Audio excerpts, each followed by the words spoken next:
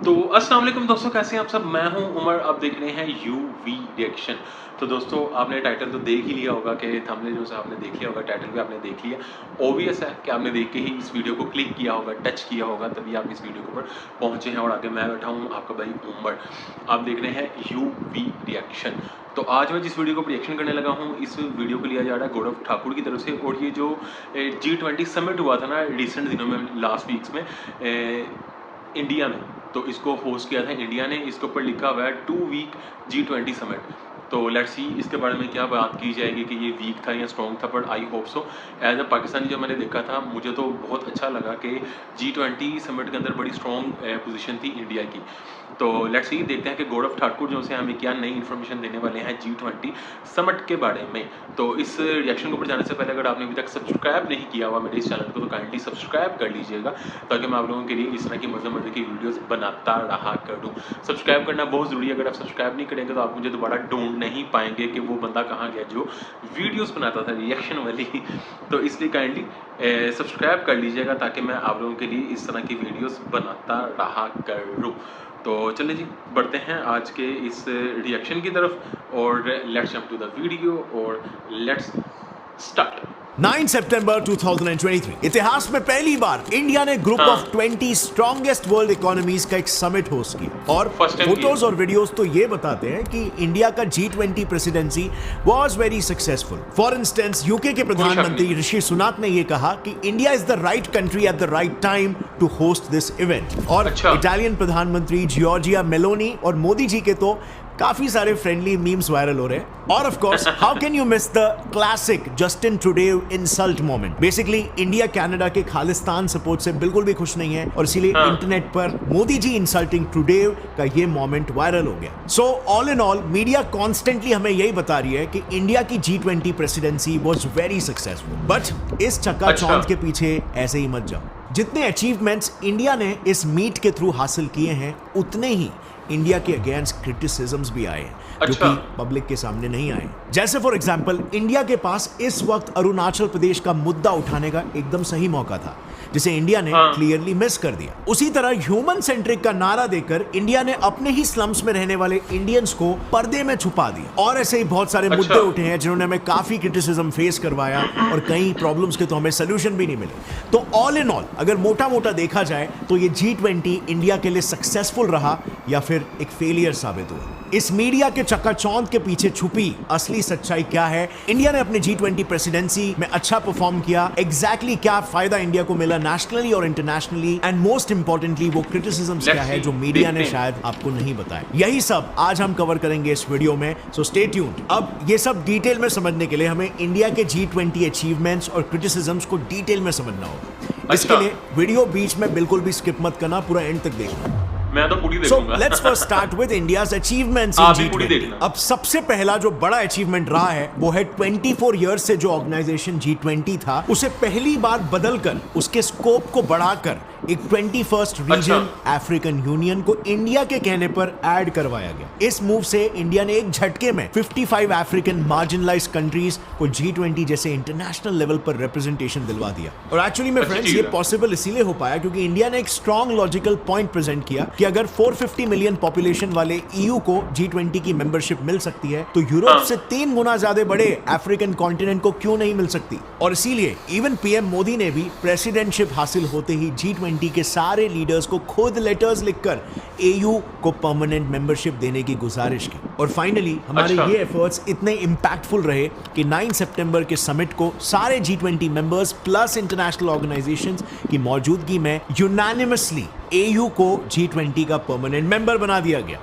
ये मूव सिर्फ AU के लिए नहीं बल्कि हमारे लिए भी एक मास्टर स्ट्रेटेजी साबित होगी, क्योंकि इससे हमें 2 फायदे मिलेंगे। पहले तो देखो, अफ्रीकन कंट्रीज का चाइना पे काफी डिपेंडेंसी है, क्योंकि चाइना ने इस कॉन्टिनेंट में हेवी इन्वेस्टमेंट्स किए हुए हैं। अब इसे काउंटर करने के लिए हमारा G20 का ये एक move Indian influence African union में काफी ज्यादा बढ़ा देगा। और दूसरा, AU के इंटीग्रेशन से इंडिया को UNSC जैसे ग्लोबल प्लेटफॉर्म में, जहां पर इंडिया एक परमानेंट मेंबर बनने का डेकेड से ट्राई कर रहा है, इस गोल को हासिल करने में बहुत मदद मिल सकती है। क्योंकि कल को जब इंडिया के परमानेंट मेंबरशिप के लिए वोटिंग होगी, तब यही 55 कंट्रीज इंडिया के हित में वोट करेंगे।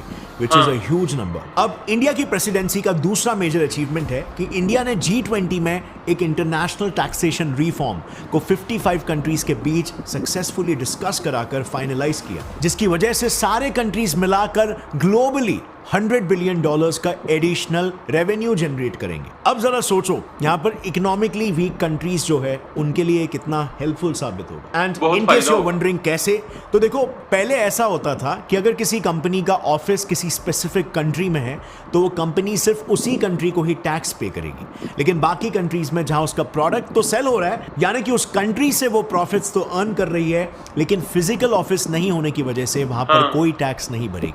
इस एक एग्जाम्पल से समझते हैं। ये है गूगल का मैप, जहां उन्होंने अपने फिजिकल ऑफिसेस कहां पर है ये दिखाया है। इस पूरे मैप में अगर आप सिर्फ अफ्रीकन कॉन्टिनेंट पर ही ध्यान दोगे तो वहां उस पूरे कॉन्टिनेंट में एक ही साउथ अफ्रीका में उनका ऑफिस है, यानी कि वो सिर्फ और सिर्फ साउथ अफ्रीका को ही टैक्स पे करेंगे। इससे उन कंट्रीज को काफी नुकसान होता था जहां से गूगल प्रॉफिट तो अर्न कर रहा है लेकिन टैक्स नहीं पे कर रहा। अब इंटरनेशनल टैक्सेशन रिफॉर्म इसको तो फिक्स करेगा ही, लेकिन सिर्फ इसको नहीं, इसके साथ एक दूसरा लूप होल है जो एमएनसीज काफी यूज करते हैं, and that is minimizing taxes. अब चलो समझते हैं कि कैसे इंडिया ने एमएनसीज जो टैक्सेस को मिनिमाइज करने के लूप होल्स का इस्तेमाल कर रहे थे, इस प्रॉब्लम को ग्लोबली कैसे फिक्स किया। एग्जाम्पल के लिए एप्पल का केस लेते हैं। एप्पल जो आयरलैंड में रजिस्टर्ड है, उसने 2014 में आयरलैंड के टैक्सेशन लॉज में कई सारे लूपहोल्स का यूज करके अपने टोटल प्रॉफिट का जहां उसे 12.5% भरना चाहिए था, वहां पर एप्पल ने सिर्फ 0.005% ही टैक्स भरा था। और ये इसीलिए क्योंकि आयरलैंड ऑफिशियल अथॉरिटीज के साथ हाथ मिलाकर एप्पल ने खुद को एक स्टेटलेस कंपनी के तौर पर रजिस्टर करा लिया और इससे उसके टैक्सेस ड्रास्टिकली रिड्यूस हो गए। अब इतनी बड़ी कंपनी के लिए ये परसेंटेज कितना छोटा है ये आप खुद ही समझ सकते हो। मगर जब यूरोपियन कमीशन ने इसका पता लगते ही एप्पल को 13 बिलियन यूरोस अनपेड टैक्सेस के तौर पर भरने का ऑर्डर दिया, तब एप्पल इस केस को लेकर यूरोपियन जनरल कोर्ट पहुंचा। और क्योंकि इस लूपहोल को लेकर इंटरनेशनल टैक्सेशन में कोई लॉ नहीं था, ये केस एप्पल के ही फेवर में चला गया। यानी कि एमएनसीज का किसी कंट्री में अपना फिजिकल प्रेजेंस हो या ना हो, वो किसी ना किसी लूपहोल के जरिए टैक्स पे करना या तो इवेड करते थे या तो नेशनल या इवन छोटे डिस्ट्रिक्ट लेवल के लूपहोल्स की मदद से मिनिमम टैक्सेस भरते थे। सोल्यूशन सिर्फ एक ही था। इसके लिए इंडिया ने अपने G20 प्रेसिडेंसी में 55 कंट्रीज के सामने 2 पिलर टैक्सेशन सिस्टम प्रपोज किया, जो रिपोर्ट्स के हिसाब से अगले साल 2024 में ही इंप्लीमेंट भी हो जाएगा। और उसी में इंडिया ने ग्लोबल साउथ के पर्सपेक्टिव को भी इंपॉर्टेंस दिया। अब इस 2 पिलर सोल्यूशन के पहले पिलर का बेसिक ड्राफ्ट ये प्रपोज करता है कि एमएनसीज को अब उन कंट्रीज को भी टैक्स पे करना होगा जहां से उन्होंने प्रॉफिट्स कमाए, चाहे उनके फिजिकल ऑफिसेस वहां पर हो या ना हो। यानी कि गूगल के केस में ही अब उसे इन कंट्रीज के अलावा बाकी के अफ्रीकन कंट्रीज को भी टैक्स पे करना होगा जहां उसके ऑफिसेस तो नहीं है मगर वो प्रॉफिट जरूर कमा रहा है। और फिर आता है दूसरा पिलर, जिसके अंडर एमएनसीज को मिनिमम 15% कॉर्पोरेट टैक्स भरना ही होगा, चाहे किसी कंट्री का टैक्स रेट कुछ भी हो। जैसे एप्पल के केस में वो किसी भी लूपहोल का यूज करके 15% से कम टैक्स नहीं पे कर सकता। अब इंडिया का G20 का थर्ड और जियोपॉलिटिकली सबसे स्ट्रेटेजिक अचीवमेंट है India middle east Europe economic corridor IMEC को एस्टैब्लिश करना, जो सीधे चाइना के belt and road initiative BRI को टक्कर देगा। टक्कर इसीलिए क्योंकि इस नए इकोनॉमिक कॉरिडोर के फाउंडिंग मेंबर्स में से 4 देश तो द माइटी G7 के ही मेंबर्स हैं। ये काफी विजनरी प्रोजेक्ट है क्योंकि इंडिया को डायरेक्टली यूरोप से कनेक्ट करेगा, of course through middle east. इससे यूरोप से इंडिया तक का सफर 40% से ज्यादा फास्ट हो जाएगा, which will be great for India's trade relations. ये प्रोजेक्ट बेसिकली 2 सेपरेट कॉरिडोर्स में डिवाइडेड है। पहला है ईस्ट कॉरिडोर जो इंडिया को अरेबियन गल्फ से सीवेज के थ्रू जोड़ेगा, और दूसरा है नॉर्दर्न कॉरिडोर जो अरेबियन गल्फ को यूरोप से रोडवेज, रेलवेज और सीवेज के थ्रू कनेक्ट करेगा। अब ऑफ कोर्स इस मैमथ प्रोजेक्ट में इंडिया के साथ और कई बड़े कंट्रीज शामिल है, जैसे Saudi Arabia, UAE, Jordan, Israel, Italy, France, Germany, और तो और ज्योग्राफिकली इसका पार्ट ना होने के बावजूद US भी इस प्रोजेक्ट में एक पार्टिसिपेंट है। अब एक और एक रीजन की इंडिया के लिए एक बड़ा अचीवमेंट रहा, वो ये है कि इटली जो चाइना के BRI प्रोजेक्ट को साइन करने वाली अकेली G7 कंट्री है, उसने पहले तो IMEC प्रोजेक्ट का पार्ट बनने के लिए हाँ कहा था, और फिर सेम ही डे पर यह भी न्यूज आई कि इटली ने चाइना को BRI से निकल जाने का हिंट दे दिया है, which is really something for India.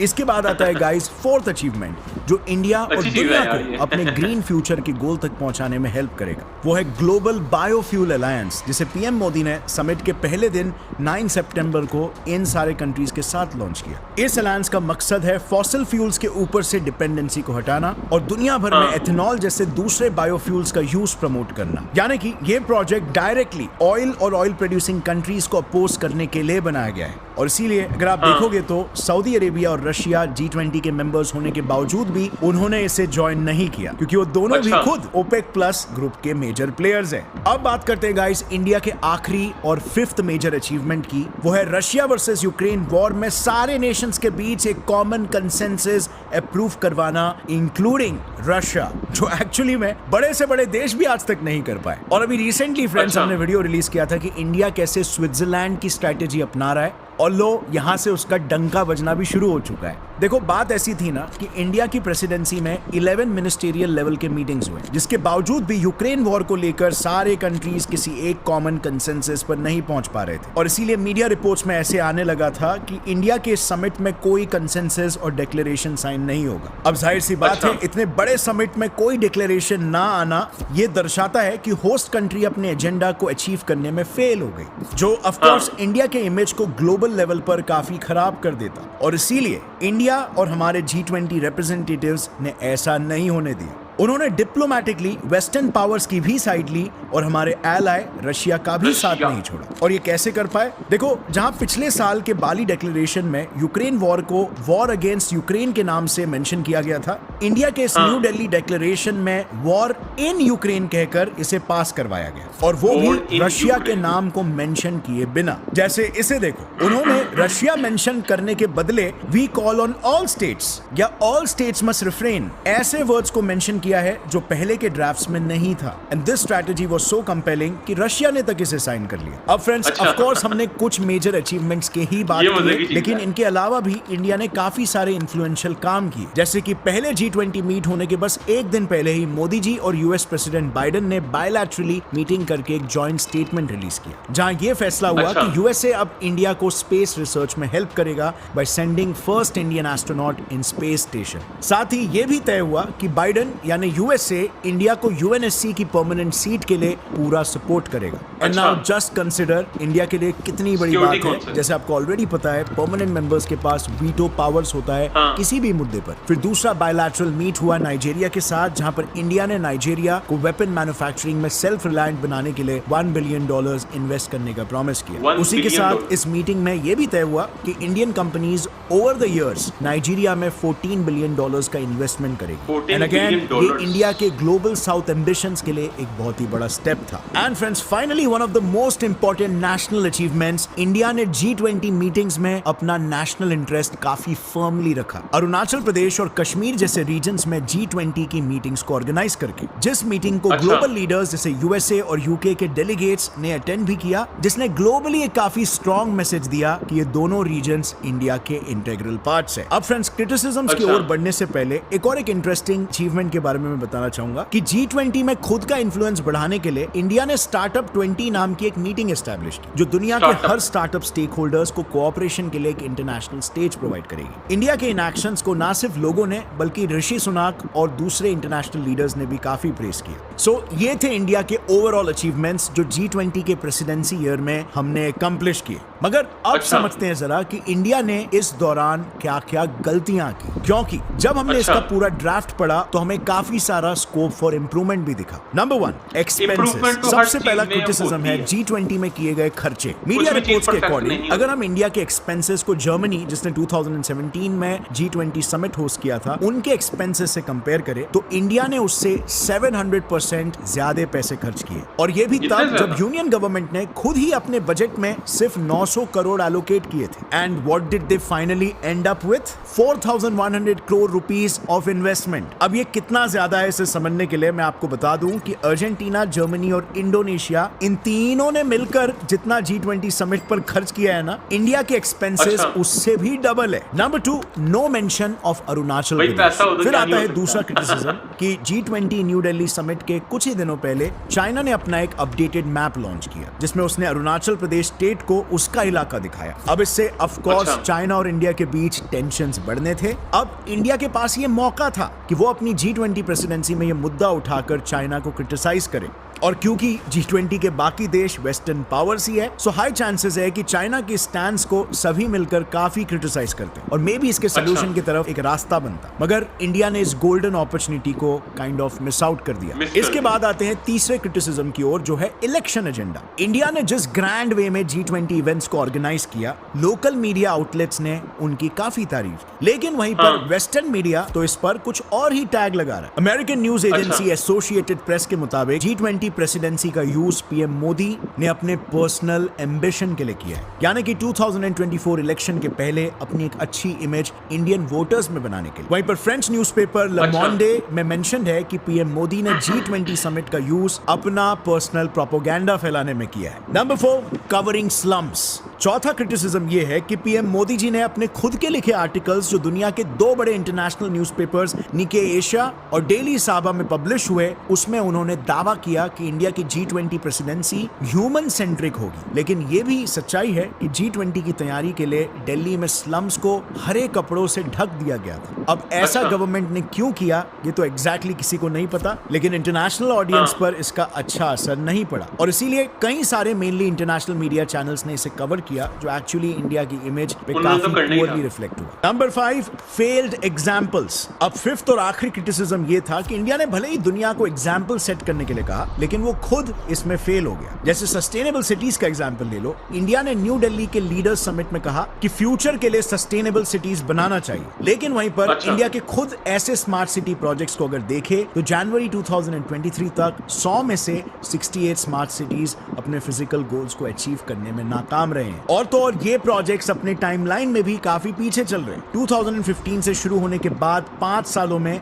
ये 100 स्मार्ट सिटीज के प्रोजेक्ट कंप्लीट होने का टारगेट था, मगर आज 2023 चल रहा है और ये आंकड़ा 100 के करीब भी नहीं पहुंचा है। इन सब के बीच G20 के दौरान जिस मुद्दे की सबसे ज्यादा बात हुई वो थी क्लाइमेट क्राइसिस। इंडिया ने लगातार क्लाइमेट क्राइसिस को टैकल करने की डिमांड मेंबर कंट्रीज के सामने रखी, लेकिन वहीं पर कई एक्सपर्ट्स ने यह काउंटर किया कि इंडिया ने खुद फॉरेस्ट अमेंडमेंट एक्ट 2023 लाकर देश के फॉरेस्ट रिजर्व्स को ही खतरे में डाल दिया। सो अगर आपको इस मुद्दे के बारे में नहीं मालूम तो 1996 में सुप्रीम कोर्ट ने अपने ऑर्डर में फॉरेस्ट को डिफाइन करते हुए कहा था कि कोई भी ग्रीन पैच जो गवर्नमेंट रिकॉर्ड्स में एज अ फॉरेस्ट रिकॉग्नाइज्ड हो, उन्हें प्रोटेक्टेड फॉरेस्ट का दर्जा मिलना चाहिए। लेकिन गवर्नमेंट ने इस नए अमेंडमेंट से फॉरेस्ट को मिलने वाला लीगल प्रोटेक्टेड सेफगार्ड ही रिवोक कर दिया। एंड कई रिपोर्ट्स के हिसाब से गवर्नमेंट के इस स्टेप से आज इंडिया के 1/5 या 1/4 फॉरेस्ट अपना लीगल प्रोटेक्शन खो बैठे हैं, जो अगेन इंडिया की क्रेडिबिलिटी पर पुअरली रिफ्लेक्ट हुआ। सो ओवरऑल फ्रेंड्स, जो भी क्रिटिसिज्म्स हो, इस फैक्ट को कोई भी डिनाई नहीं कर सकता कि इंडिया की ग्लोबल इमेज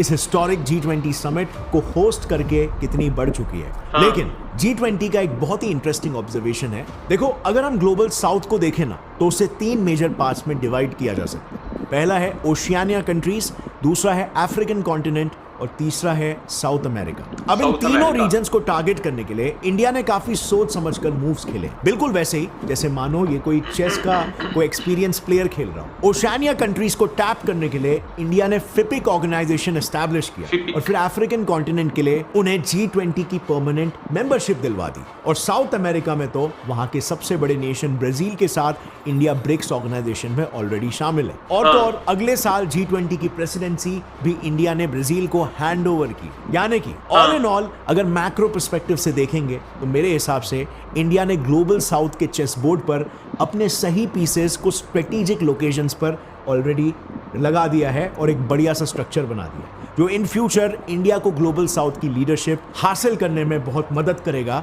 और एक्चुअल में इंडिया अपने आप को विश्व गुरु के रूप में पोजीशन कर पाएगा। नाउ ये मेरा पर्सनल ऑब्जर्वेशन था, इस पर आपका क्या ख्याल है नीचे कमेंट्स में शेयर करना मेरे साथ। अच्छा जी भाई, तो दैट्स फॉर टुडे रिएक्शन। ये आपके भाई का रिएक्शन था। आपको ये रिएक्शन कैसा लगा आप मुझे कमेंट बॉक्स में बता सकते हैं।